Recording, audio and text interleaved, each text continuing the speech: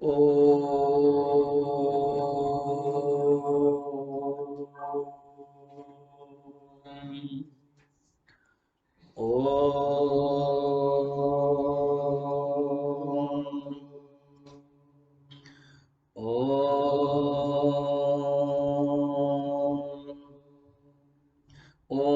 सहना भवतु सहनौ भुनक्तु सह वीर्यं करवावहै तेजस्विनावधीतमस्तु मा विद्विषावहै।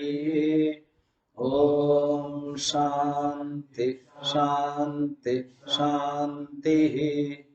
गुरुर्ब्रह्मा गुरुर्विष्णुः गुरुर्देवो महेश्वरः गुरुरेव परं ब्रह्म तस्मै श्रीगुरवे नमः।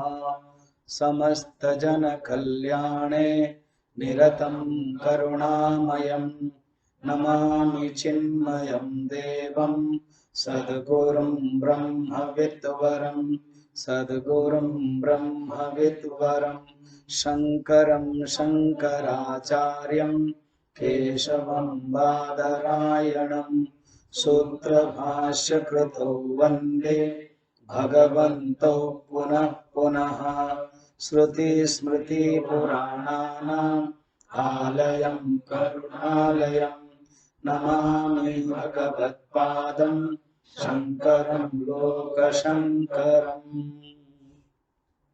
सर्ववेदान्तसिद्धान्त गोचरं तमगोचरं गोविन्दं परमानन्दं सद्गुरुं प्रणतोऽस्म्यहम्। मंगलाचरण के अनेक बिंदु हम लोगों ने देखा। पहला जो श्लोक, मंगलाचरण के बाद पहला श्लोक होता है और मंगलाचरण को मिलाया गया है, इसलिए द्वितीय श्लोक भी हम लोगों ने देखा था और भी विचार करेंगे। इस श्लोक को मैं पढ़ने के बाद आप पढ़ोगे। जंतूनां नरजन्म दुर्लभमतः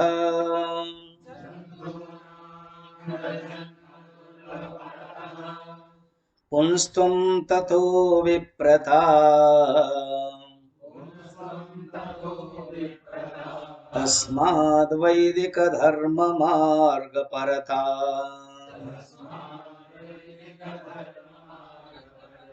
विद्वत्तमस्मात् परम् आत्मानात्म विवेचनं स्वनुभवः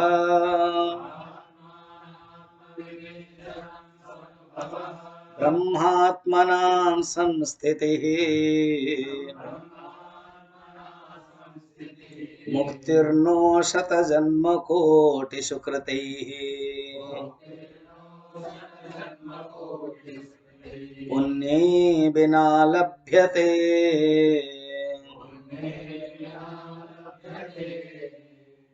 जंतु शब्द, जंतु जनता, जनता व्यवहार कर रहे हो ना, जनता नहीं। हम लोग थोड़ा सा जनता को जनता बोल देते हैं, जनता दल, जनता वो नहीं, जनता केज, CAG केज, चिड़ियाखाना में जनता। तो जनता में जो रहने वाला वो जंतु। शरीर एक जनता है, शरीर में जो जीवात्मा रहता है वो जंतु। कोई दूसरे के बारे में नहीं, हम ही लोगों के बारे में। हम लोग एक एक जीवात्मा है, जीव है, वो ही जंतु। भागवत में जंतु उवाच, जीव उवाच कहता है, माँ के गर्भ में। शाम को हम लोग देख रहे थे शिव अपराध क्षमापण स्तोत्र में। अच्छा, जंतु से और भी अर्थ होता है अनेक प्राणी। 4 प्रकार प्राणी होते हैं ना, उद्भिदज, स्वेदज, अंडज, जरायुज, उससे ये जंतु का अर्थ है। उसी में से नरजन्म दुर्लभ। भागवत में और कहीं कहीं सुंदर ग्रंथ में चेतन के जो विकास है उसको एक कला के नाम में कहा गया है। ऐसे सुना होगा, भगवान राम 12 कला से आए थे और भगवान कृष्ण 16 कला। ऐत्रेय उपनिषद में भी कला, 16 कला प्रश्न, 6 प्रश्न है, उसमें वर्णन है। तो यहां पर कहते हैं कैसे कैसे देखना कला बढ़ते हैं। ये तो 4 जीव तो देखा हम लोगों ने। तो जो उद्भिद जो है ना, वो ज्यादातर धरती में फूटकर, फाड़ करके उत्पन्न होते हैं। पेड़ पौधे, उनमें भी चेतन है। बॉटनी के हमारे शरद चंद्र बोस है ना, साइंस वाले कौन है, शरद चंद्र बोस, उन्होंने कहा है ना, doctor Sharad Chandra Bose, am I correct, Jagdish Chandra Bose, अब जो भी है बोस ही है। वो बॉटनिस्ट थे, उनको नोबेल प्राइज भी मिला था। उन्होंने कहा कि वृक्ष के अंदर चेतन तत्व है। ये मॉडर्न साइंस, अरे उसके पहले ही हमारे वेद में है, उसके पहले ही हमारे उपनिषद में है, उसके पहले ही है जड़ और चेतन कहाँ है, तो वृक्ष को उन्होंने चेतन में डाला। देखो ना, उद्भिदज, अंडज, स्वेदज, स्वेद माने पसीना से जो उत्पन्न होते हैं, एंड जरायुज, 4 है। उसमें जो उद्भिद जन है ना, वो चेतन है, उसमें विकसित होता है। उनको भी काटने पर दुखी होते हैं, उनको के काटने पर उनको लगता है। रोमन के एक बॉटनिस्ट थे, उद्भिद एक वैद्य थे ऐसे समझो, वो उनके एक गजब अजब प्रक्रिया थी। ल्यूकमान उनका नाम है, ल्यूकमान। वो क्या करते थे, लगभग 4-5 हजार पेड़ के प्रति सन्निधि रखे थे, कनेक्टिविटी रखा था, संपर्क रखा था। अगर कोई आता है बीमार हो गए, जैसे अभी भुवन गिर गया उसका ये, तो अभी ल्यूकमान के पास जाएंगे, पूछेगा भुवन तुम्हारा कैसे हुआ, क्या करूं, गिर गया, वो चप्पल था ना, वो पतला था, बारिश के दिन में गिर गया, अच्छा ठीक है। वो उसको लेके जाएंगे, भुवन को बोलेंगे एक पेड़ के पास, फिर वो प्रार्थना करेंगे, हे वृक्ष देवता, भुवन गिर गया, उसको अभी ऐसे ही लग रहा है, और आपका जो उद्भिद में जो शक्ति है वो मुझे दीजिए। वो प्रार्थना करेंगे अपनी भाषा में, फिर उसका पत्ता ले आएंगे, उसको चबाने के लिए बोलेंगे या लगाने के लिए बोलेंगे, ठीक हो जाएगा। वो सही बात है ना, 1000 साल के पहले एक आए थे। हमारे उपनिषद में भी, वेद में है, आयुर्वेद में वर्णन है, चरक सुश्रुत, है ना। चरक ने तो कहा ऐसे कोई प्राणी नहीं है, माने कोई उद्भिद नहीं है जिसमें औषध नहीं है, इसलिए उपनिषद में भी औषधय कहा गया, वृक्ष को औषध कहा गया, उसमें जीवन है। तो चेतन की एक कला विकसित है, ठीक है। स्वेदज जो ज्यों है, खटमल है, आदि सब है, उसमें 2 कला है। फिर जो अंडज है ना, जो पक्षी आदि है, उसमें 3 कला है। और जो जरायु जो है, उसमें जो जेर से उत्पन्न होता है, चतुष्पाद है, पशु आदि है, उसमें 4 कला है। और जो मनुष्य जब हो जाता है, 5 कला है। तुम लिख सकते हो, भागवत से आया हुआ है। एक कला किसमें है, 2 कला, 3 कला, 4 कला, जरायु जो है पशु है। चतुष्पाद, चतुष्पाद माने 4 पैर जिसका। एक विचित्र प्राणी है, क्वेश्चन दे रहा हूं, एक विचित्र प्राणी है, वो सवेरे 4 पैर में चलता है, फिर थोड़ा सा 10 बजे है ब्रेकफास्ट के बाद वो चलता है 3 पैर में, फिर उसके बाद दोपहर जब होता है 2 पैर में चलता है, फिर और फिर शाम को 3 पैर में चलता है। कौन ऐसा प्राणी, मनुष्य है कि नहीं। पहले जब आता है 4 पैर में चलता है कि नहीं, हाथ में भी बच्चा मिलो, स्वामी जी हमको याद ही नहीं है, तो इसीलिए तो बचपन आया, याद नहीं रहती।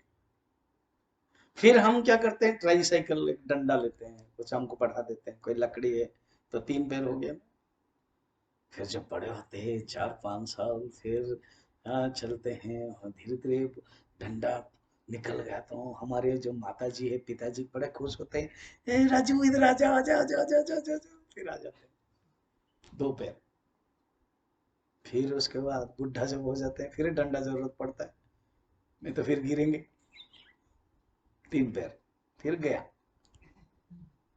चतुष्पैर। 2 पैर वाले जो हम लोग मनुष्य, मुख्यतः 5 कला होता है, हमारे पास 5 कला विकसित होता है, ठीक है। और जो सत्पुरुष होते हैं ना, महापुरुष, जो ज्ञानी है, इतने जो क्वालिटी बताया गया है, क्या पुनस्तुम है, विप्रता है, एक एक क्वालिटी है। पुनस्तुम डिटर्मिनेशन, स्ट्रॉन्ग शक्ति, फिर विप्रता संस्कार सात्विकता। विप्रता ट्रेडिशनली सिर्फ ब्राह्मण नहीं लिया जाता है, ठीक है, सात्विक संस्कार लिया जाता है। पुनस्तुम सिर्फ मेल नहीं लिया जाता है, अर्थात डिटर्मिनेशन, स्ट्रॉन्गनेस, शक्ति। फिर इसमें तस्मत वैदिक धर्म मार्ग परता, इसको और डिटेल देखेंगे। वैदिक धर्म माने क्या, वैदिक कर्म, धर्म माने सत्कर्म, उसको याद रखना, धर्म माने सत्कर्म। तो वैदिक धर्म में, वेद में अनेक प्रकार कर्म है बताया गया है। नित्य कर्म बताओ तो, और नैमित्तिक कर्म, काम्य कर्म, कर्तव्य कर्म, नित्य कर्म आ गया। निषेध, उससे पहले थोड़ा सा बोलो, हाँ निषेध कर्म, वेरी गुड। प्रायश्चित कर्म, और नहीं, हाँ वेरी गुड हो गया।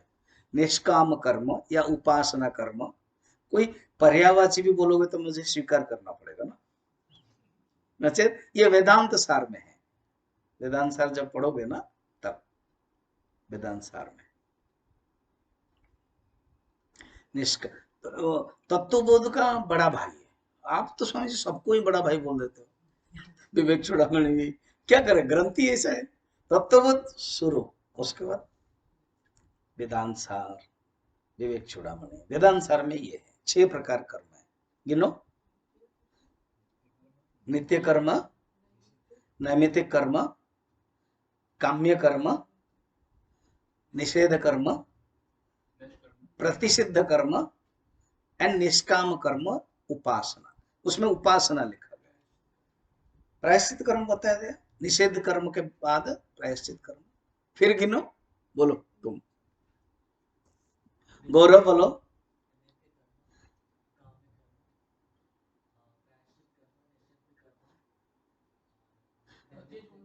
बीच में नैमित्तिक कर्म छोड़ दिया लग रहा है, कब बोला? नंबर 1 है नित्य कर्म, नंबर 2 नैमित्तिक कर्म, नंबर 3 काम्य कर्म, नंबर 4 निषिद्ध कर्म, नंबर 5 प्रायश्चित कर्म, नंबर 6 उपासना कर्म। थोड़ा एक एक सेंटेंस में समझ ले। नित्य कर्मों को ही कर्तव्य कर्म कहते हैं, ऑब्लिगेटरी ड्यूटी, रोज जो करते हैं हम, स्वधर्म के अनुसार नित्य कर्म। नित्य कर्म को 2 भाग में विभक्त करो। उठते ही शौच आदि जरूरत है, ब्रश आदि करना, स्नान आदि है, वो नित्य कर्म में जाता है। फिर स्वधर्म के दृष्टि से आपका जो कर्तव्य है, ब्राह्मण के लिए नित्य कर्म, स्वधर्म कर्म, क्षत्रिय के लिए नित्य कर्म अलग। नित्य कर्म एक एक कॉमन है, ऑब्लिगेटर सबके लिए समान है। अच्छा, ब्राह्मण का जब ब्रश है और क्षत्रिय का ब्रश अलग अलग होता है क्या, ब्रश करना? नहीं नहीं नहीं, ब्राह्मण 25 बार करेगा और जो शूद्र है वो 12 बार करेगा। कुछ कुछ में नियम वर्णन है। ब्राह्मण के जो व्रत उपनयन है इतने साल में है, 8 साल में। क्षत्रिय और वैश्य का व्रत उपनयन 12 साल में, ऐसे कुछ है। और ब्रश के बारे में नहीं है, स्नान के बारे में नहीं है। नहीं, वो 5 बाल्टी स्नान करेगा और ये दीव 2 बाल्टी स्नान करेगा। वो राजस्थान में पानी कम है, वो अलग कुछ है। मैं रहा हूँ राजस्थान में, एक महीना पुष्कर अजमेर में रहा हूं, पानी कम होता है और वहां थाली को राख में साफ कर दिया जाता है, फिर एक डब्बा मैंने एक पानी रहता है उसमें डुबो दिया, बस हो गया साफ। और यहाँ तो पानी ही पानी, खत्म करो, कोई प्रॉब्लम नहीं है। तो उसके लिए नित्य कर्म की नियम है, ठीक है। नित्य कर्म आश्रम की दृष्टि से अलग अलग हो जाता है, ब्राह्मण के लिए, क्षत्रिय के लिए, वैश्य के लिए, शूद्र के लिए, ठीक है, नित्य कर्म। फिर है नैमित्तिक कर्म। अब जन्माष्टमी आएगी तो उसके लिए हम लोगों के जो क्लासेस है वो नित्य कर्म, ये नित्य कर्म आपके लिए। या कोई नहीं आए तो भी मैं पूछता रहता हूँ, अरे गौरव कहाँ गया, ये श्रद्धा कहाँ चली गई, आते ही पूछ लिया ना। तो क्योंकि हम लोगों का नित्य कर्म है, क्या है, क्लास अटेंड करना, नित्य कर्म है। मेरे लिए नित्य कर्म क्या है, क्लास लेना, मैं उसी के लिए आया हूं। तो ये मेरे लिए नित्य कर्म क्लास लेना, तुम्हारे लिए नित्य कर्म क्लास सुनना, अटेंड करना। मगर नैमित्तिक कर्म जब होता है, अब जब हम जन्माष्टमी करेंगे, अभी तुम लोगों ने और कुछ किया होगा, शिवरात्रि किया, उसको क्या फंक्शन किया, अभी गुरु समाधि, हाँ अगस्त 3 में किया, और मैंने देखा है फोटो, ठीक। तो उसमें नैमित्तिक कर्म के कारण नित्य क्या हो गया, अवरोध हुआ, नित्य अकरण है, नित्य का अकरण किया नहीं, क्योंकि नैमित्तिक कारण के कारण, नैमित्तिक मन निमित्त के अनुसार जो कारण होता है, दुर्गा पूजा हुआ, नवरात्रि जो करते हैं, जन्माष्टमी, रामनवमी, शिवरात्रि, ये सब नैमित्तिक कर्म में आता है। निमित्त, निमित्त के अनुसार जो कर्म करते हैं। अब पितृ श्राद्ध है, निमित्त के अनुसार किया, तीर्थ में गए निमित्त के अनुसार, तो आपका जो रेगुलर है वो पूजा आदि नहीं हो पाता है। बहुत लोग ना बड़ा ऑर्थोडॉक्स रहते हैं, मैं यही करूंगा स्वामी जी, मैंने ये किया इसलिए मॉर्निंग क्लास एब्सेंट कर दिया ना। नैमित्तिक कर्म आप चेंज करो, फ्लेक्सिबल है, मुलायम है, और आप अपना चेंज कर सकते हो। और नैमित्तिक कर्म कर्म हमेशा नहीं, देखो शब्द में ही अर्थ है, नित्य, नित्य माने डेली, रोज करना है। अकर्णे प्रत्यवाय सूत्र कर्म मीमांसा में, अकर्ण माने नहीं करोगे तो पाप होगा। अब ब्रश नहीं करोगे, स्नान नहीं करोगे, तो वो पाप होगा, गलत होगा, शरीर की अशुद्धि होगी, शरीर से बदबू निकलेंगे। कपड़े साफ नहीं करोगे तो गंदा लगेगा। और कर्म के दृष्टि से ब्राह्मण है, ब्राह्मण कर्तव्य नहीं कर रहा है, क्षत्रिय है, क्षत्रिय कर्म नहीं कर रहा है, ब्रह्मचारी है, ब्रह्मचारी का कर्म नहीं कर रहा है। तो नित्य कर्म अकरणे प्रत्यवाय, प्रत्यवाय माने दोष है, पाप है। मगर नैमित्तिक कर्म करणे नित्य कर्म व्याघात स्यात् न दोष, समझ में है। अगर नैमित्तिक कर्म करते तो नित्य कर्म छूट गया। अब सवेरे सवेरे बुलाया गया कि तुमको 6 बजे से रेडी हो जाना है, और तुम्हारे अपने जो संध्या है, अपनी जो पूजा है वो नहीं कर पाए, वो नहीं मेरी पूजा है मैं करूंगा, मैं नहीं जा पाऊंगा, जो टाइम टेबल बनाते हो मैं नहीं आऊंगा, नहीं, वो नैमित्तिक कर्म है, रोज नहीं, निमित्त के अनुसार। ये सब विभाजन करना, विवेक प्रयोग करना है। काम्य कर्म है जो कामना करके, विशेषकर गृहस्थ के लिए प्राजापत्य कर्म, पुत्र उत्पन्न करने के लिए जो यज्ञ होता है, जो प्राजापत्य कर्म कामना के साथ, द्रविणम कर्म, द्रविणम माने धन, उस गुरु स्तोत्र में क्या है श्लोक, त्वमेव माता,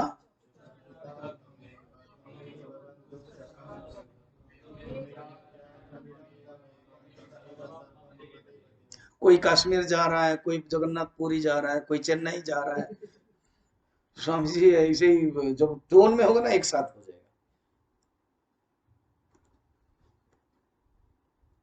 द्रविणम माने धन, है ना। तो धन उत्पन्न करने के लिए जो यज्ञ किया जाता है, द्रविण यज्ञ है, वो काम्य कर्म। काम, देखो शब्द को ध्यान रखो, कामना है, डिजायर प्रॉम्प्टेड एक्शन, कामना केंद्रित, इच्छा केंद्रित कर्म, काम्य। फोर्थ क्या है, अच्छा ठीक है, निषेध, मना किया गया है। क्या ने मना किया गया है? गो हत्या पाप, निषेध कर्म। हत्या करना, हिंसा करना, निषेध कर्म। चोरी करना, मांस खाना, मांसम न खाद्येत, वेद में है। कुंजलम कंजलम न खाद्येत। कंजल और मांस में फर्क है, शब्द टेक्निकल शब्द है। जो कच्चा मांस है वो डायरेक्ट जो जीवित है उसको मारकर लाए, वो है कंजल। वो मर गया है फिर मांस लेकर आए, वो है मांस। ये नहीं खाना है। सुराम न पीवे, मद्यपान सुरा नहीं करना है। मिथ्याम मिथ्या माँ बदे, मिथ्या मत बोलो। तो ये सब माँ माँ माँ, निषेध कर्म। गोहत्या, निषेध कर्म। गलती हो गई, गलती से निषेध हो गया, गलती से कर्म हो गया, तो इसीलिए नेक्स्ट 5th नंबर क्या है? प्रायश्चित बताया गया है। जो कर्म नहीं करना चाहिए, नहीं करना चाहिए, कोई इंग्लिश में बोलते डोंट्स, DONTS, डोंट्स। विधेय, विधि कर्म को बोलते डूज, डूज एंड डोंट्स। तो कुछ कुछ कर्म विधेय है, नित्य कर्म, नैमित्तिक कर्म विधेय है। विधेय शब्द, विधि, प्रेस्क्राइब्ड, ठीक है। मना किया गया है, जो नहीं करना है, कंडेम्ड, नेगेटिव है, जो निषेध कर्म है, वो हो गया गलती से, तो उसके लिए प्रायश्चित है, रिपेंडेंस कर्म है, प्रायश्चित है। Repentance is the best punishment, Mahatma Gandhi बोलते थे। प्रायश्चित करना, जैसे गो हत्या हुई, शायद गांव में तुम लोग देखे होंगे, किसी के हाथ से गाय मर गई, तो वो क्या करते हैं, वो जो गाय जो बांधा जाता है ना, पुअल से रस्सी बनता है, तो उसको गर्दन में रखते हैं और मुंह में कूटा रखते हैं, मून रखते हैं और इतने घर में मांगते हैं। देखा होगा बचपन में? नहीं देखा? मैंने देखा। जो बड़े बड़े शहर से आए हैं वो नहीं देखा, इसलिए आनंद नहीं देखा है। वो आनंद में है, बोले मैं देखा ही नहीं है तो मैं दुखी क्यों हूं?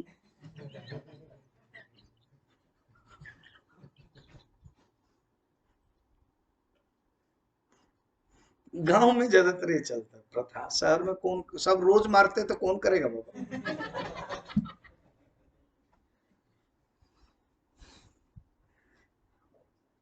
प्रायश्चित करो। गांव के लोग ना श्रद्धावान है, कुछ गलती हो गई तो वो डरते हैं। शहर के लोग ना मोटी चमड़े हो जाते हैं, रोज गलत कर लेते हैं, किसको पूछेंगे, किसको मानेंगे, वो अहंकारी लोग होते हैं। जब जाओगे सेंटर में पता चलेगा। सिंपल रहना बड़ा कठिन काम है।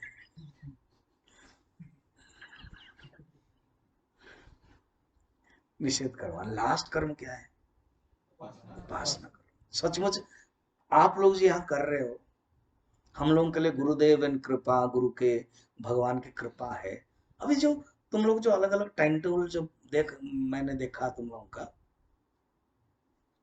कोई हॉल के, समाधि के और राम मंदिर के जो सेवा कर रहे हो, वो उपासना है। उपासना करो, निष्काम करो। उससे कुछ मिलता है क्या? फल नहीं मिलता है, काम्य कर्म नहीं है।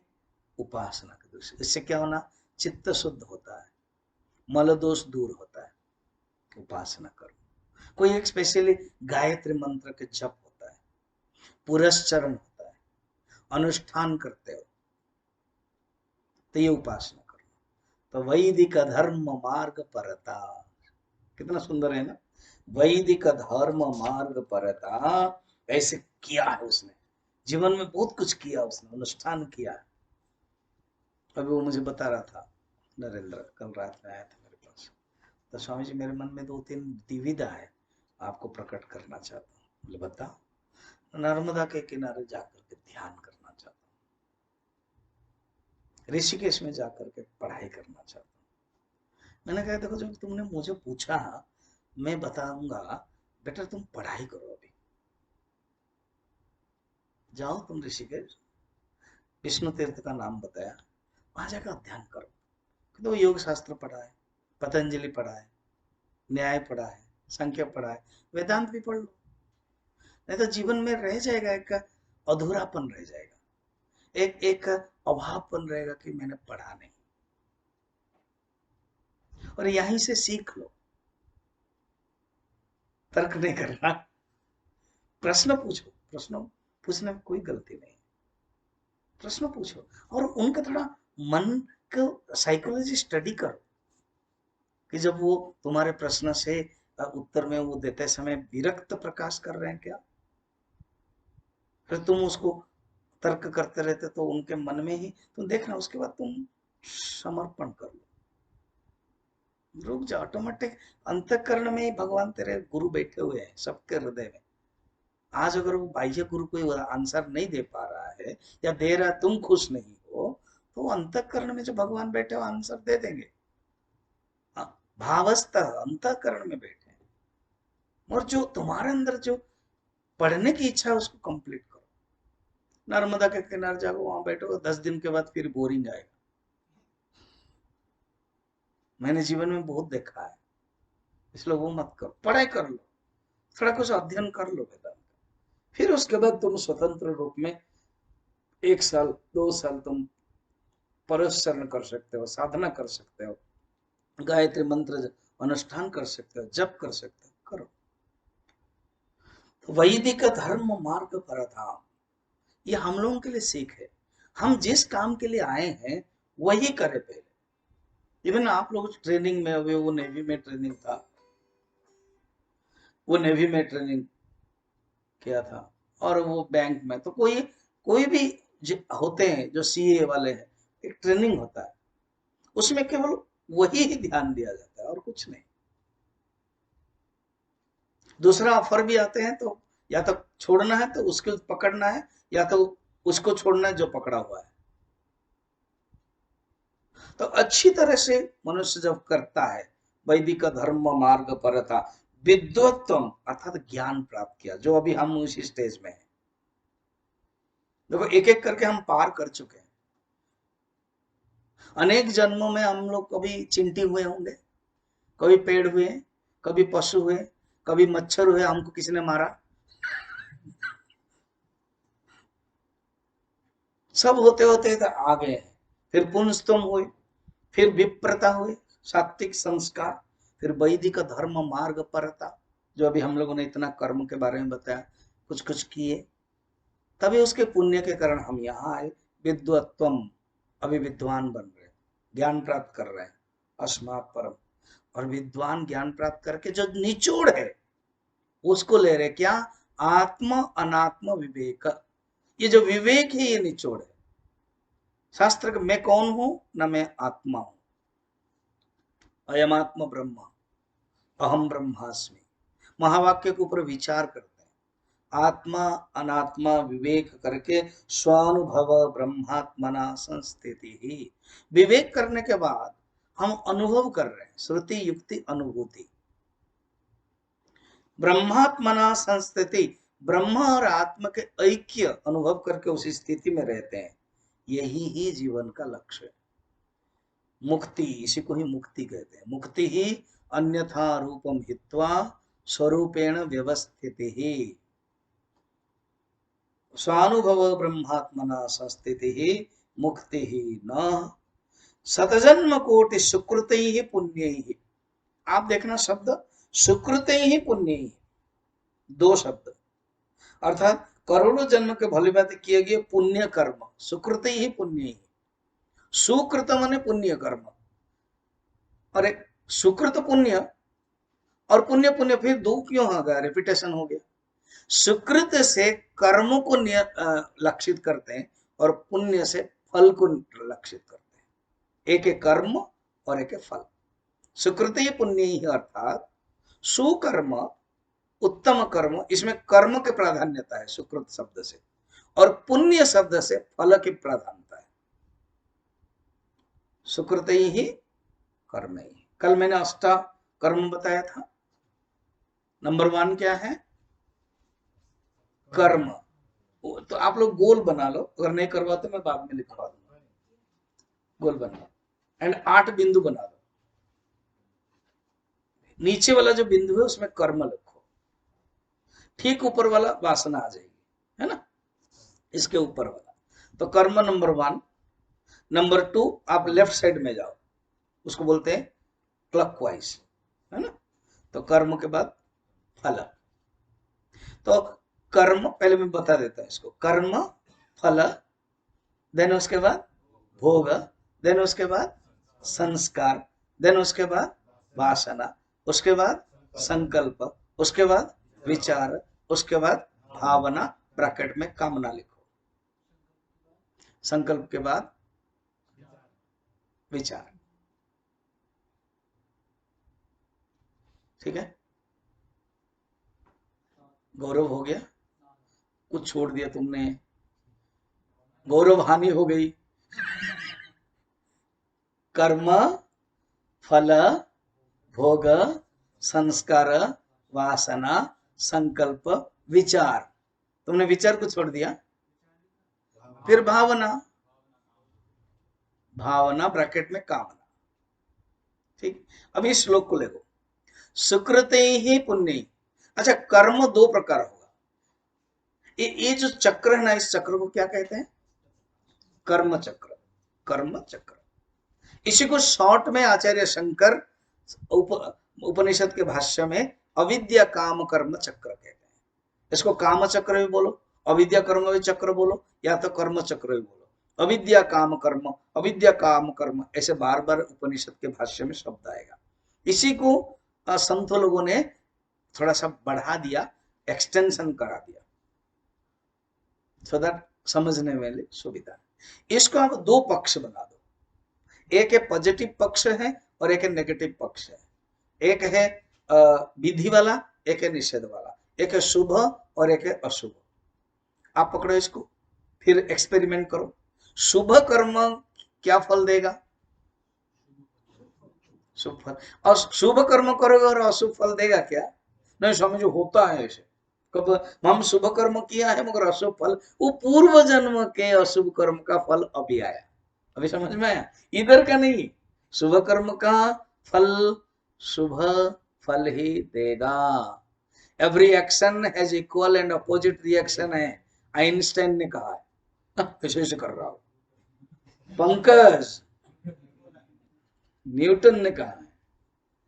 जब आइंस्टाइन कहा ऐसे, मैं तो जानबूझ के कर रहा था, न्यूटन ने कहा है ना। देखो, सवेरे सवेरे नींद आने की संभावना है, मगर मैं नींद आने नहीं दूंगा।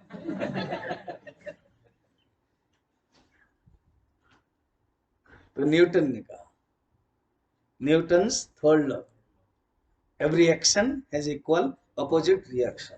अब मुझे तेजस बोलेगा, हिंदी में बोलो।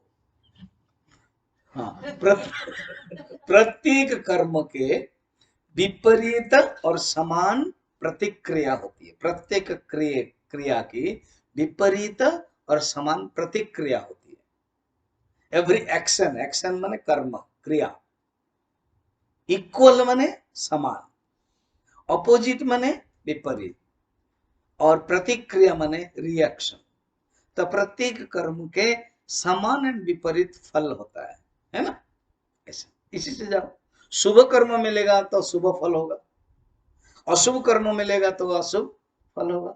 तो आप शुभ में लगाओ सब, शुभ कर्म शुभ फल, फिर शुभ भोग, फिर शुभ संस्कार, फिर शुभ वासना, शुभ संकल्प, फिर शुभ विचार, फिर शुभ कामना, फिर शुभ कर्म, ऐसे आता रहता है।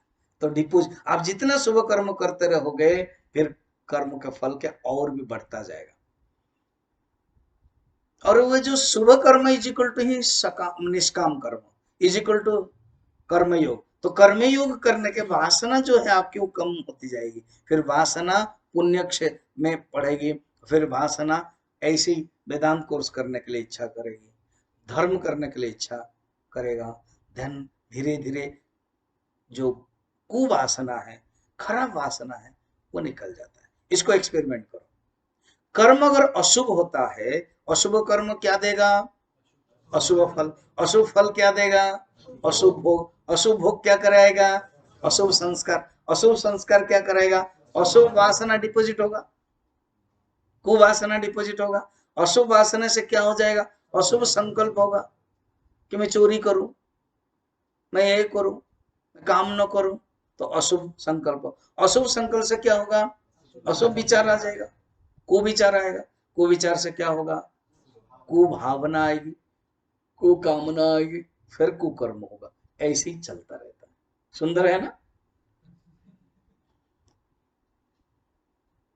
तो यहां पर देखना, कहते हैं पूर्व जन्म के, शाम को भी देखा था, आदौ कर्म प्रसंगात कलयति कलशम मातृकक्षौ स्थितम माम। आदौ कर्म प्रसंगात, पूर्व जन्म, आदौ ने पहले, पहले की जो कर्म प्रसंगात, कर्म के अनुसार, वासना के अनुसार कर्म होता है, और माँ के जन्म में, माँ के गर्भ में हम जन्म लेते हैं। ठीक है?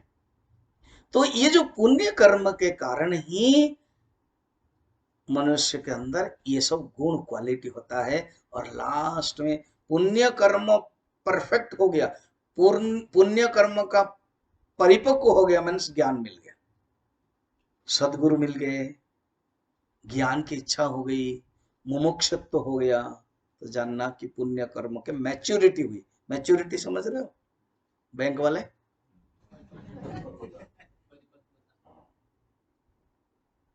कितना सुंदर। पुण्य कर्म का फल है ज्ञान की इच्छा, जिज्ञासा, ज्ञान की पिपासा, और ज्ञान से ही मुक्ति मिलती है। ज्ञानाद एव कैवल्यम, उपनिषद में, ज्ञान से ही मुक्ति मिलती है। मुक्तिर्नो शतजन्म कोटि सुकृतै पुण्य बिना लभ्यते। शतजन्म कोटि के पुण्य के बिना ज्ञान प्राप्त नहीं होता है, और इस ज्ञान के बिना मुक्ति नहीं होती। ऋते ज्ञान न मुक्ति ही, ये सब उपनिषद के छोटे छोटे श्लोक, बड़ा सुंदर है। ज्ञानादेव कैवल्यम, ये भी उपनिषद के मंत्र है। ऋते, ऋते माने क्या है? बिना। ऋते माने बिना। ऋते ज्ञान न मुक्ति, बिना ज्ञान से मुक्ति नहीं है। बढ़िया है ना? ऋते ज्ञान न मुक्ति ही। अब हम आ, हो गया। अब नेक्स्ट श्लोक देखते हैं, सिर्फ श्लोक पढ़ लें फिर बाद में देखेंगे। अब है दुर्लभ चीज क्या है? दुर्लभम त्रयमेवैतत्